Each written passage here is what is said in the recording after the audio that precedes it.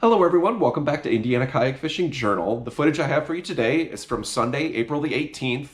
Over the course of the week leading up to the 18th, the Indiana DNR reported almost 1,000 more steelhead going through the South Bend fish ladder. So I thought it was a good opportunity to get out and try to target spring steelhead one more time before the run winds down and comes to an end. Basically doing the same thing as I did the week prior. I was out trolling in my kayak using maglip crankbaits. This Mad Clown color has been by far my best lure for steelhead over the course of the past year. If you can see how beat up that thing is, it's starting to lose almost all the paint on it. And that's a good thing. That means it's been used a lot and it's been eaten by steelhead quite a bit. So that's what I basically did for about 4 hours on Sunday. Now, one of the things I've been trying over the course of the last couple of trips is I went and bought some Alewife gel scent. And I've basically just been applying some of this to the belly of these crankbaits just to try to add some additional attraction and maybe pick up a few more bites over the course of the day. Just because, with steelhead, you don't get a lot of chances most days. So anything little like that could potentially help. Now, I'm not one of those people that is like true believer in scent, but I think at the same time it could definitely help. And one thing I can tell you after a couple of trips is it definitely hasn't hurt my catch rate, but I don't know that it's really helped it either. I've hooked up basically twice in both trips, so not really sure if it helps or not, but just something that I thought might be worth trying. I hope you guys enjoy this footage.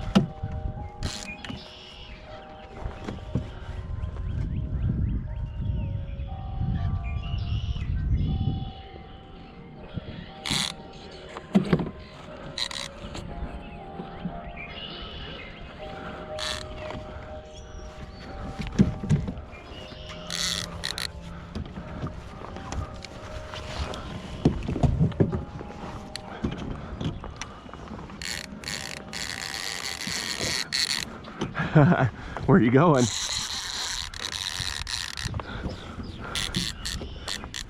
Oh my gosh.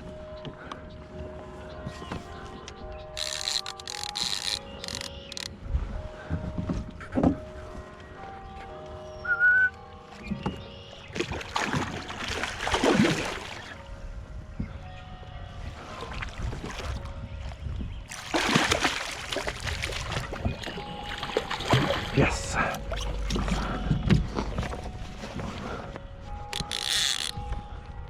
Oh yeah.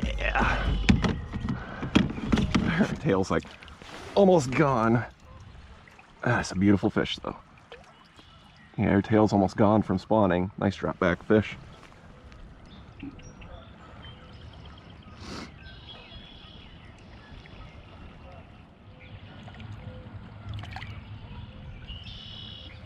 All right, there she goes. I feel better about that now.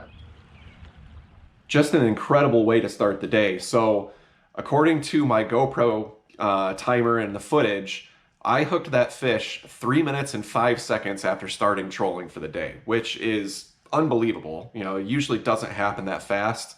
But sometimes you get lucky and you drop right in and there's a fish basically right where your lures get to the bottom. Very, very cool. Great fish, great battle, nice long battle from that fish. It actually took a little bit of time to revive that fish because it was just tired after spawning and then fighting me for a couple of minutes. So, if you ever encounter a fish like that that's having trouble swimming off, just give it some extra time, keep it in the water. The water was 55 degrees, so that fish was going to recover. It just needed some extra time to get going. The other cool part about that fight was actually the church that's right next to the river was playing hymns while it was reeling that fish in. So it was really cool. It added a whole new level of ambiance while I was out there on the river catching these fish. The thing that bothers me about it, though, is that I know what that hymn is, but I don't know what that hymn is. So if anybody knows what hymn they're playing while I was fighting that fish, please comment down below and let me know, because it's driving me crazy and I can't remember what hymn that is.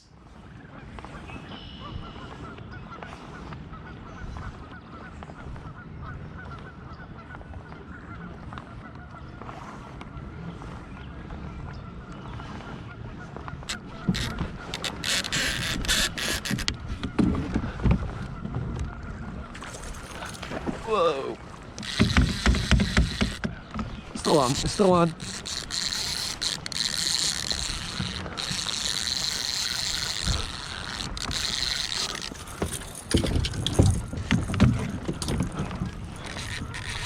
Ah, it came off. Damn it, I was trying to clear that out of the line. Losing a big fish like that is always tough. For me, I always second guess everything that I did, trying to think of if there was anything that I could have done to keep a fish like that on.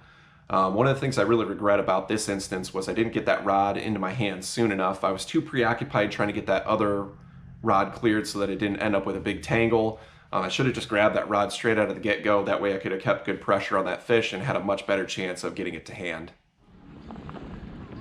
Well, there's another Old Town pro staffer who is from the West Coast. His name is Spilt Milt Productions on YouTube. I'm going to link his channel down below.